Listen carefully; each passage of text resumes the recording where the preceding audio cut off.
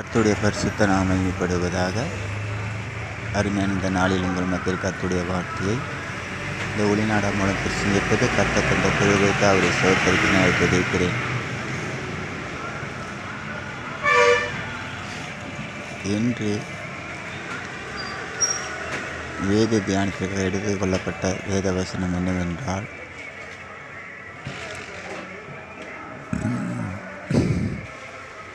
ஜெபம். ஜெபம்னா என்னங்க அப்படின்னு பார்க்கும்போது, மனுஷனுக்கு நேரிடும் சோதனை, மனுஷனுடைய தேவைகள் அதை சந்திக்கணும்னா ஆண்டவர் நமக்கு ஒரு ஆயுதத்தை கொடுத்துருக்காரு. அந்த ஆயுதத்துக்கு பேர் தான் ஜெபம். ஜெபிக்கிற மனுஷன் எந்த சூழ்நிலையும் பயப்பட மாட்டான், கலங்க மாட்டான். ஜெபிக்கும் பொழுது நடக்கிற அதிசயம், அற்புதம் என்ன? ஜெபிச்சாதான் ஆண்டவர் உதவி செய்வாரா? ஏன் நமக்கு அதுக்கு முன்பாகவே ஆண்டவருக்கு தெரியுமே, நமக்கு இது இருக்குன்னு தெரியும். ஆனால் நம்ம ஜெபிக்கும்போது தான் ஆண்டவர் அதுக்கு உதவி செய்வார் அப்படின்னு வேதத்தில் பார்த்திங்கன்னா அநேக காரியங்கள் உண்டு. அன்னாளுக்கு அநேக வருடங்களாக குழந்தை இல்லாமல் இருக்கும். அப்போது இந்த அன்னாள் போய் தேவ சமூகத்தில் நின்று ஜெபிப்பாங்க. ஆண்டவரே, எனக்கு ஒரு ஆண் பிள்ளையை கொடுத்தா நான் அதை உமக்கே தருவேன், உம்முடைய ஊழியத்துக்கு தருவேன் அப்படின்னு ஒரு பொருத்தனை பண்ணி ஜெபம் பண்ணுவாங்க.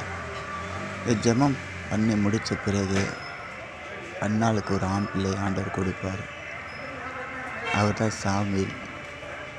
பாருங்கள், இந்த அம்மா தன்னுடைய சக்காலத்தை தன்னை நிந்திக்கிறா, அவமானப்படுத்துகிறான்றது மாத்திரமல்ல, ஆண்டோடைய சமூகத்தில் தன்னுடைய இதயத்தில் இருந்த வேதனையை குமுறி அழுது ஜெபிப்பாங்க.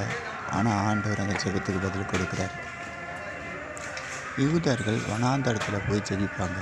எதற்காக ஜெபிக்கிறாங்கன்னா, இந்த ஜெபத்தை அவர்கள் வனாந்தரத்துக்கு போகிறாங்கன்னா அவருடைய சிந்தனையிலேருந்து எல்லாமே வெளியேறின மாதிரி, வீட்டை குறித்தோ எந்த காரியத்தை குறித்தோ ஜெபம் பண்ணுவாங்க. அப்படி ஜெபம் பண்ணி முடித்த பிறகு அந்த ஜெபம் கேட்கப்பட்டதானா கட்டாயமாக கேட்கப்பட்டிருக்கோம். அந்த ஜெபத்துக்கு அவர் பதில் கொடுத்த பிறகு வீடு திரும்புவாங்க. யூதர்கள் அது பழக்க வழக்கமாக வச்சுருக்காங்க. இப்படி ஜெபிக்கிற ஒவ்வொரு மனுஷனால தான் ஆண்டவர் வெற்றியை கொடுக்க முடியும். உங்களுடைய காரியத்தை குறித்து கூட நீங்கள் ஜெபிச்சிருக்கலாம். இல்லை, ஜெபத்துக்கு பதில் கிடைக்காம இருக்கலாம். ஆனால் ஆண்டவர் ஜெபத்தை